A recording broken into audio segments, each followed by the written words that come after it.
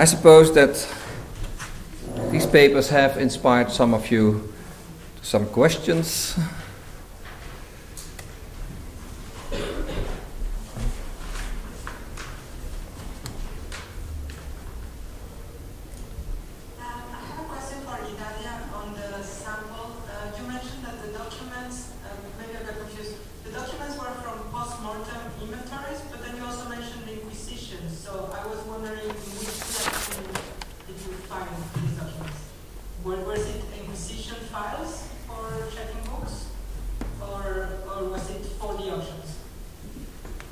No, all the documents are Inquisition files, but it's not a process of Inquisition, it's exclusive a procedure. For example, the Inquisition decide to control the transmission of the book.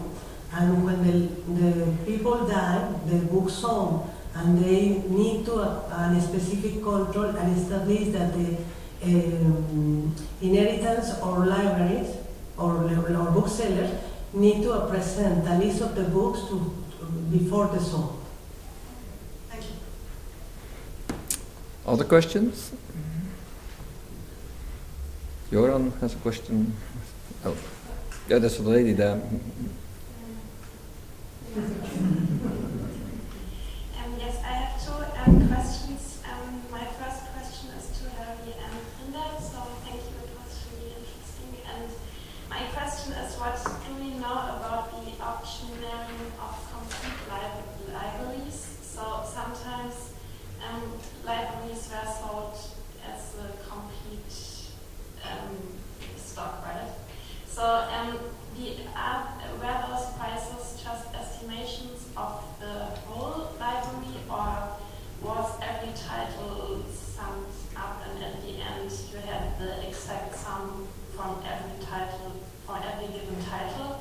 And referred to this, do you also have information about transport costs? Because sometimes those complete libraries were transported to far destinations, and the costs of transport must be heavily high. And my second question is to Alexander. Thank you very much. And so I worked on Abraham Santa Clara, and I find it quite interesting. So some questions. The first edition in Munich, did it have a privilege of printing? And do you have any information about the prices of reprints? So could you show that the reprints were much cheaper compared to the first edition? And then you showed this graph, it referred to Poele and the calculation of total printing numbers. And I find it quite problematic to know how can you calculate the total number of published volumes, right? So which method would you use to calculate the total number of volumes? Okay, maybe first Helwi or Rindert. I think we can both answer your question. Thank you for our own corpus, because Rindert works on the Dutch catalogs and I work on the French one, so maybe you want to start for the Dutch ones?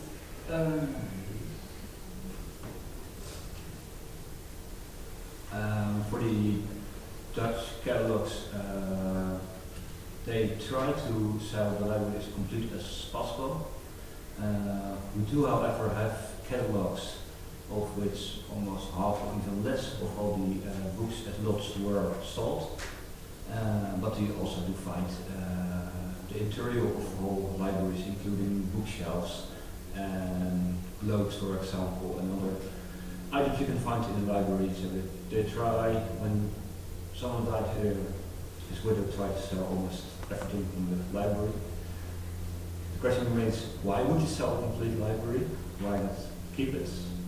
And especially for some families who belong to the most richest in the Dutch Republic at the time, they also sell their library. So it's not necessarily to raise money, but maybe to just get rid of the books. People don't like books.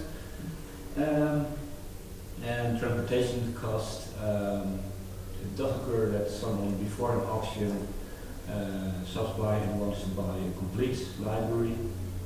It does happen by foreign buyers, especially also for universities who want to buy specific collections.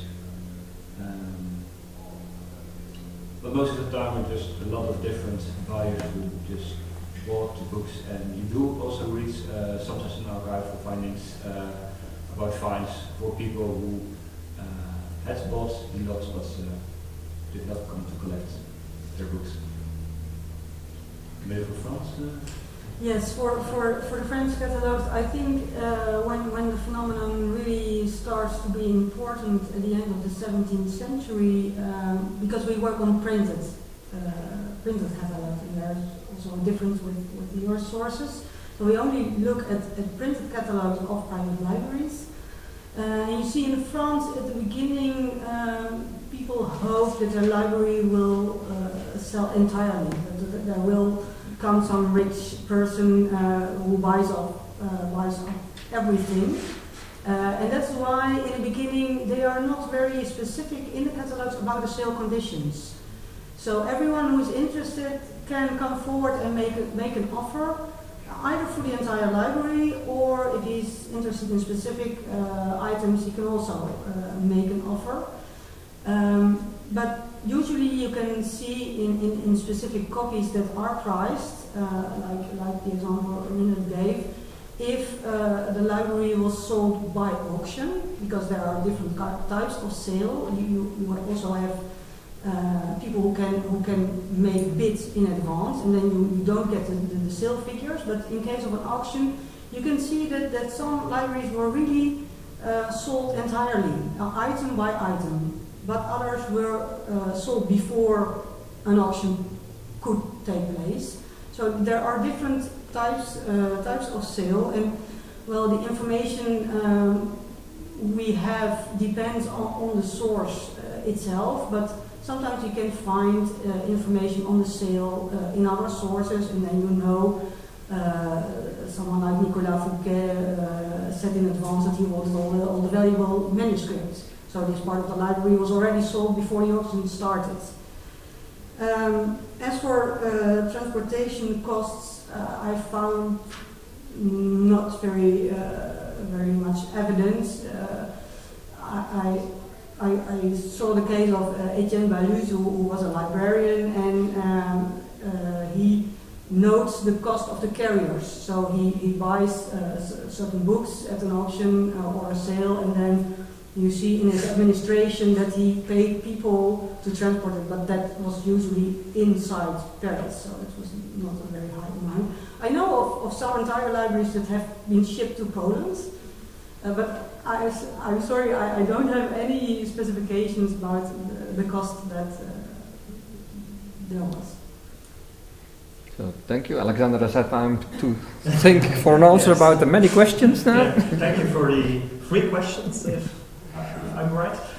So the first editions of Munich, did they include a privilege? For the ones I have seen, yes, and it is an imperial privilege. I've not seen all first editions, but I think in most there is one.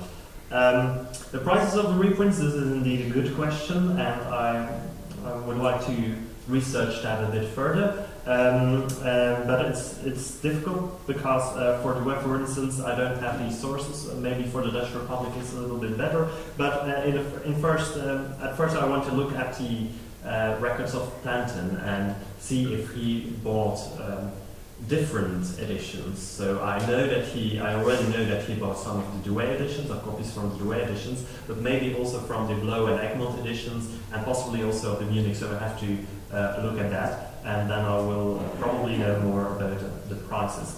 And how to calculate the total number? Well, there's no need to calculate the total number, because the numbers I showed, they are calculated by the publisher, by Cornelius Leise in Munich, and he includes this number in one of the prefaces, or in the preface of the first posthumous edition of the Drexel title. So he calculates them. So I don't know, maybe they're well, maybe he overestimated the numbers to look it better for him, but I don't know. It's a publisher himself who, and that's I think very very extraordinary that someone does that. Giles has also a question, maybe first.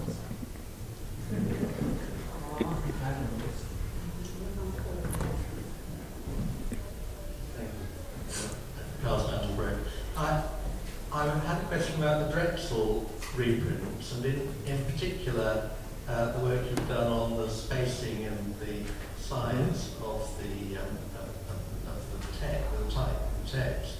Have you come across any consumer resistance to the text getting smaller and smaller, or do people feel that the trade-off in terms of price and profitability is worth it? Because I do continue to marvel at the fact that so many of the 17th century editions, such as the Elsevier's and so on, are printed in such very small type, and yet I've never really seen a lot of complaints about that in terms of scholarly correspondence. I've not studied correspondence about the Drexel books, but in any case, I've not come across examples of the type getting even smaller. So it's not that they start in larger type and then all the way the book smaller type. So it's really consistently they really use the same size. But between the different editions, so the size of the type small, the Munich. No, they all continue to use the same type. Also between the editions in Munich, well, there in the Vigitimo Quarto editions in Munich, it's of course smaller, but for the Octavo editions, it's always the same type, and for the other publishers, it's quite the same. So there is a specific type that they use for the Drexel titles for all their editions.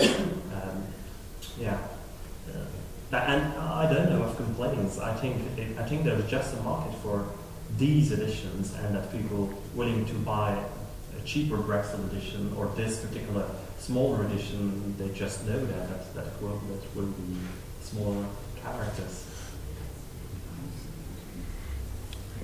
Joran, who has to wait so long. Oh. Joran Froos. There is, in the Utopia, Moore makes fun of the small type in the all lines. So there is some, but that's not on Drexel, of course. But I have a question for the Mexican team. Thank you very much for your presentation. I may have missed it, but anyway, I'm going to ask it anyway.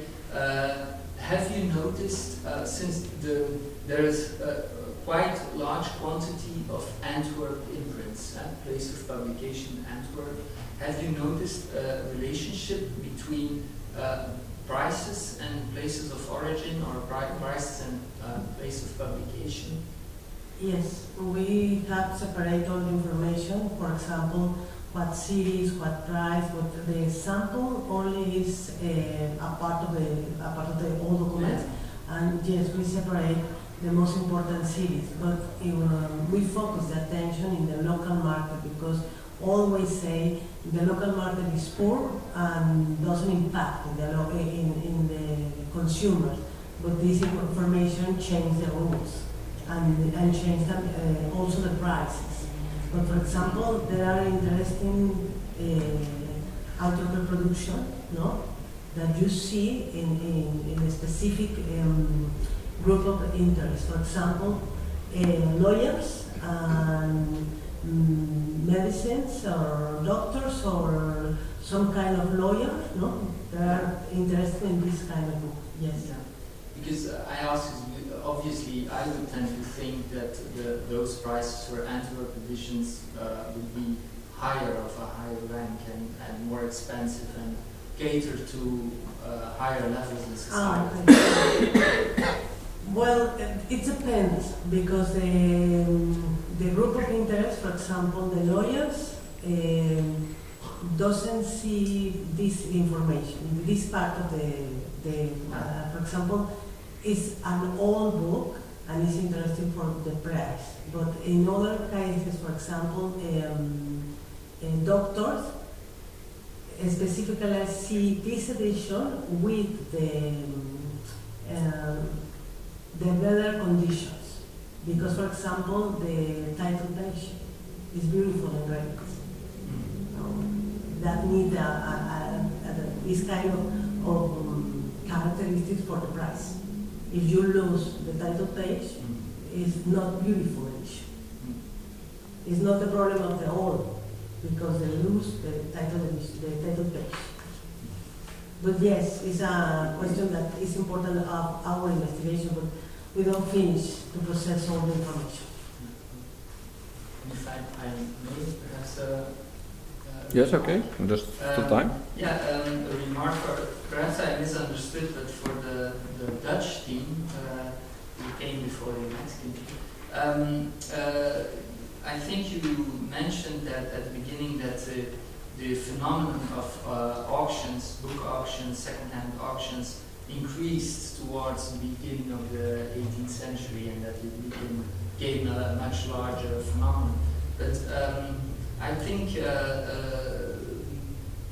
that you should be careful in distinguishing the fact that we have more printed sources from the end of the 17th century onwards, and whether or not there were auctions, because there may have been auctions, and auctions were there before they started to print auction catalogs. So yeah, that's just a remark that you shouldn't. You're absolutely right.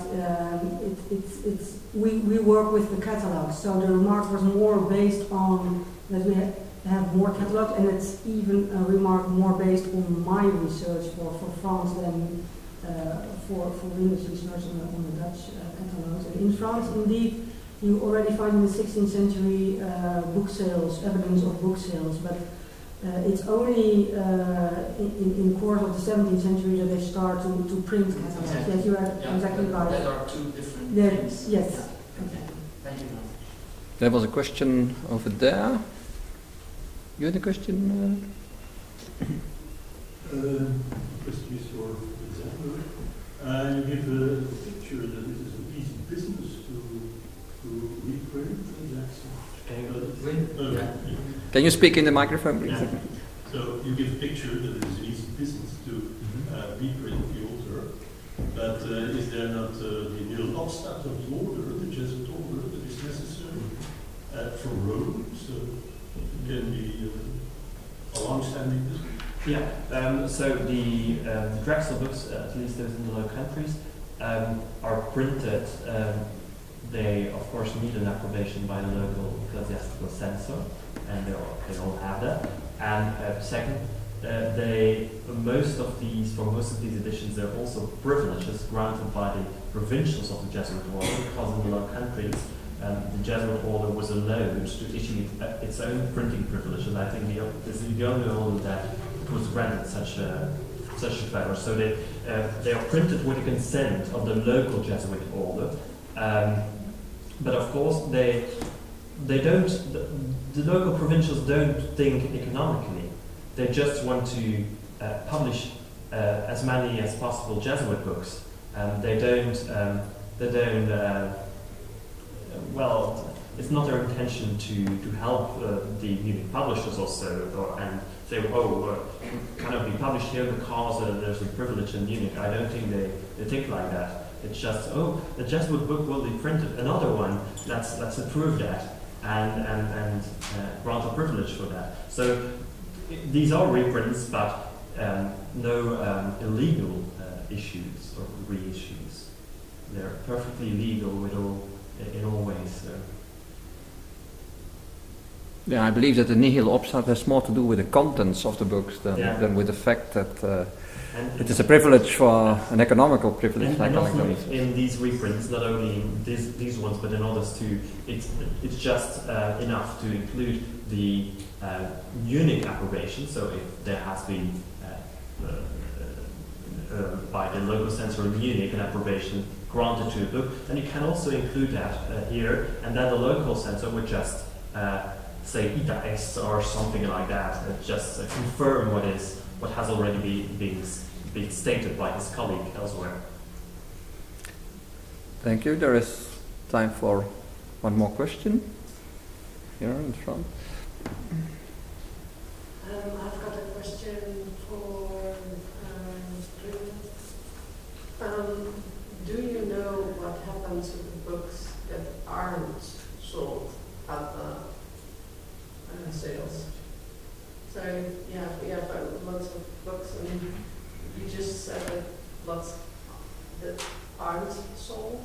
Where did they go? I've no idea. They just go back to the original owner, or most of the widow of the original or other family members. Maybe they could have made some deal with the bookseller, but I'm not quite sure. Yeah, but it depends on the construction of the sale, because there again we have differences between Dutch Republic and France, and also the British Isles. So you showed me before examples of booksellers selling on behalf of the family, and then one might assume that everything that isn't sold goes back to the family. But in France, especially in the beginning, at the end of the 17th century, booksellers buy up the library and then organize a sale. So then it's their risk. So maybe this will be added to their stocks and sold off in their shops. So it depends a bit on the condition of the sale or auction. Any more questions? Still time for a small question. I have a question for Rindert and Helwi, maybe a stupid question, but the first word of the project title, mediate, is middlebrow. What do I have to imagine with middlebrow? Be my guest.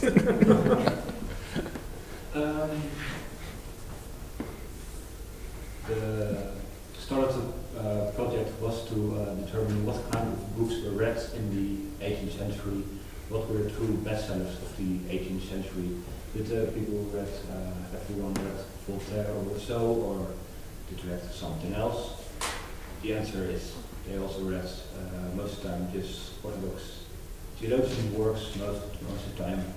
But the question is there something in between? Is there something between the orthodox theologian books, and how do you get from those books to Voltaire and to Rousseau? And the answer is, we guess, something in the middle row.